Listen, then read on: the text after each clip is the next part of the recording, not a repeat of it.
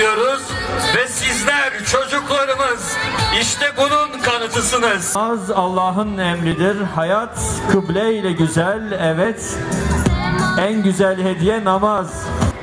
Euzu billahi mineşşeytanirracim. Bismillahirrahmanirrahim. Kul inneni hedani Rabbi ila sıratin müstakim.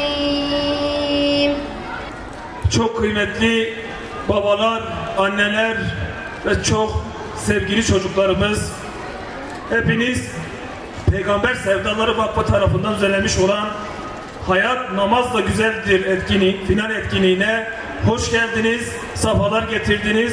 Allah hayrınızı, ecrinizi dergahında kat kat kabul eylesin inşallah. Evet çocuklar, bugün size sesleniyoruz. Anneleriniz, babalarınız her gün namaz kılıyor. Siz de artık birer namaz kılacak bir Müslüman adayısınız ve çoğu kişiniz de, içinizden çoğu kişi de başladı namazını kılıyor. Bizler Peygamber Sevdaları Vakfı olarak her yıl Ağustos ayında namaz eğitimi veriyoruz. Size nasıl kılacağınızı gösteriyoruz, öğretiyoruz, uygulamalı olarak örnek oluyoruz. Artık sıra sizde. İnşallah siz de bu saatten sonra namazlarımıza devam edecek 5 vakit kılacaksınız. Sevgili anneler, babalar, bizler vakıf olarak, Peygamber Sevdaları Vakfı olarak çocuklarınız için böyle etkinlikler düzenlemeye devam edeceğiz. Siz de çocuklarınızın namazlarını takip ederek bize yardımcı olacaksınız inşallah. Çünkü namaz bizim sevdalı olduğumuz Peygamber Efendimiz Hazreti Muhammed Mustafa Aleyhisselatü Vesselam'ın en büyük sevdasıdır. Evet çocuklar, Peygamber Efendimiz canı sıkıldığında, bunaldığında hemen kendi müezzini Hazreti Bilal, hepiniz Hazreti Bilal'i tanıyorsunuz değil mi çocuklar? Hazreti Bilal'e kalk ya Bilal, bizi namazla ferahlat. İnşallah biz de bugün bu ferahlığı yaşayacağız. Bizler Peygamber Sevdaları Vakfı olarak hepinize çok teşekkür ediyoruz çocuklar. Sevgili anneler size teşekkür ediyoruz. Sevgili babalar size teşekkür ediyoruz. Allah hayrınızı kabul etsin. Allahu Ekber. Semi'allahu limen hamide. Allahu Ekber. Allahu Ekber. Allahu Ekber. Selamun Aleyküm ve Rahmetullah. Bismillahirrahmanirrahim. Peygamber Efendimiz sallallahu aleyhi ve sellem şöyle buyurdu. Cennetin anahtarı namazdır.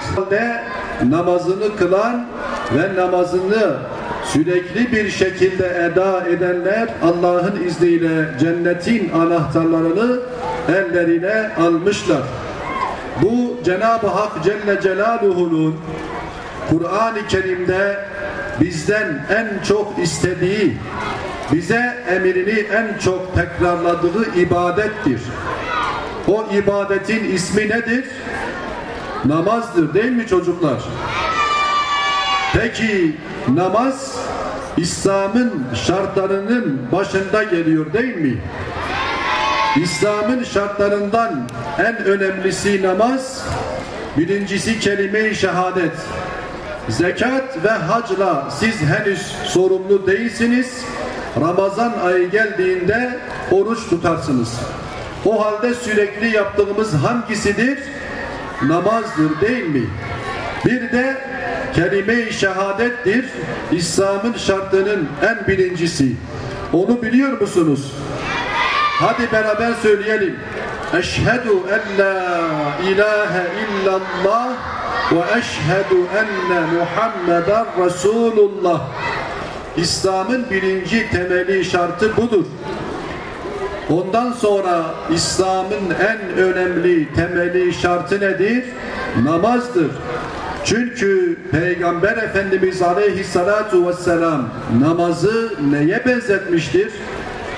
Namazı bir evin ortasında onu tutan kolon gibidir. Bir çadırı ayakta tutan direktir demiştir, değil mi? Namaz dinin direğidir diyor.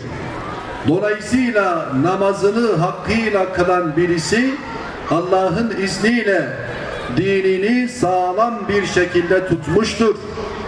Namazını kılmayan ise yıkık ve virane bir amel ile Allah'ın huzuruna gider.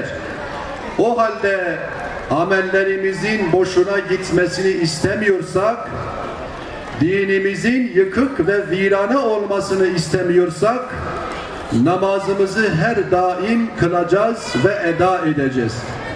Namazın bize sağladığı faydalar nedir? Neden Cenab-ı Hak Celle Celaluhu bizim için günde 5 vakit namaz kılmamızı emretmiştir? Çünkü bizi her zaman Allah'ın emrinden uzaklaştıran neler vardır? En başta şeytan var, değil mi çocuklar? Şeytan bizi Allah'ın yolundan uzaklaştırır, kötülük yaptırır, günaha sevk eder, kötü sözler bizlere söyletir. Ama biz neyle kendimizi koruyoruz? Allah'a kulluğun en büyük ispatı olan namaz ile.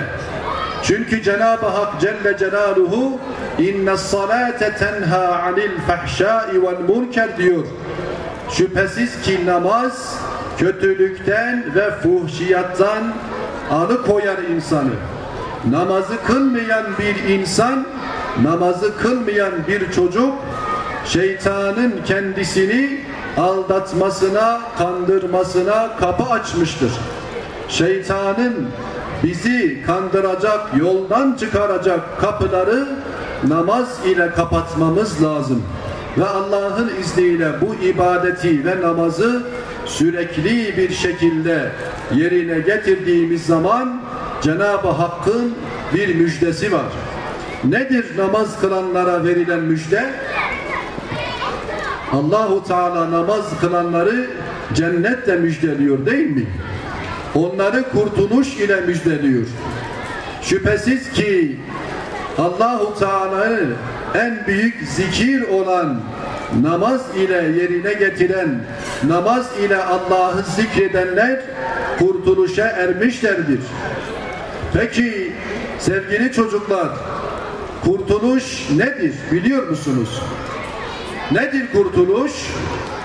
Kurtuluş cehennem ateşinden kurtulmaktır. Bizi cehennem ateşinden kurtaracak olan nedir? Namazdır. Bizler namaz ile cehennem ateşinden kurtuluyoruz. Peki namaz kılmayanların varacağı yer neresidir? Evet, bunu da Cenab-ı Hak bizlere Kur'an-ı Kerim'de anlatıyor. Onlar ahirette insanlar dirilip iki bölüme ayrılacaklar. Bir kısmı cennete, bir kısmı cehenneme götürülecek. Ve sonra melekler cehenneme giden o kesime soracaklar. Ma selekekum fi sakar. Sizi bu cehenneme, bu kızgın ateşe getiren neydi? Onlar da şöyle cevap verecekler. Qalu lem neku minel musallin. Biz namaz kılanlardan değildik diyecekler. Dünyada namaz kılmadıkları için ahirette nereye gidiyorlar? Cehenneme gidiyorlar. O halde namazımızı kıldıktan sonra Rabbimize şu duayı yapacağız, değil mi? Ya Rabbim, seni emirlerini güzelce yerine getirmem için bana yardım et. Namazımı güzelce kılmam için bana yardım et. Seni en güzel şekilde zikretmek için, sana güzelce ibadet etmek için bana yardım et. Biz Allah'a yaptığımız duaların en güzel zamanı hangisidir? Hangi dualar daha makbuldur? Namazdan sonra yaptığımız dualar, değil mi? İşte bu namaz bizleri ne yapıyor? Allah'ın huzurunda yükseltiyor, yüceltiyor. Peygamber Efendimiz namaz için ne demiş? Müminin miracıdır. Yani Peygamberimizin Kudüs'teki Mescid-i Aksa'dan 7 gök semaya gittiği olayın ismidir Miraç. Namazı kılan kişi Miraç gibi yükseliyor derecesi. İşte bugün Mirac'ın yaşandığı Kudüs'ün gölgesinde olan Gazze'deki sizin yaşlarınızda olan çocuklar var değil mi? Onlar başlarına bombalar yağmalarına rağmen, katledilip öldürülmelerine rağmen, aç kalmalarına rağmen Allah'a kulluk yapmaktan, ibadet etmekten vazgeçmiyorlar. O halde namazlarımızdan sonra oradaki kardeşlerimize de her daim dua edelim.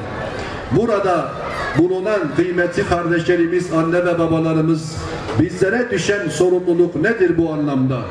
Bizim namazı hayatımızın merkezine almamızdır.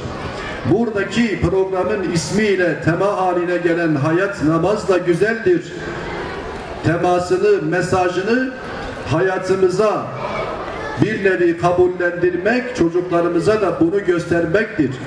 Namazın, hayatın hiçbir zaman namazsız olmayacağını, bütün programın, günlük programların başında namazın olduğunu çocuklarımıza göstermemiz lazım. Bizden alacakları en büyük fayda bizim Allah'ın dinini temsil etmemiz, namazımızla onlara örnek olmamızdır. Bizler ciddiye aldığımız sürece onlar da bunu ciddiye alacaklardır. Ve bunun sonucunda duamızın, konuşmamızın da sonunda şu duayı her daim yapalım. Hz. İbrahim'in yapmış olduğu şu dua gibi. Rabbi cealni muqimes salati ve min zurriyeti Rabbena ve tekabbel dua.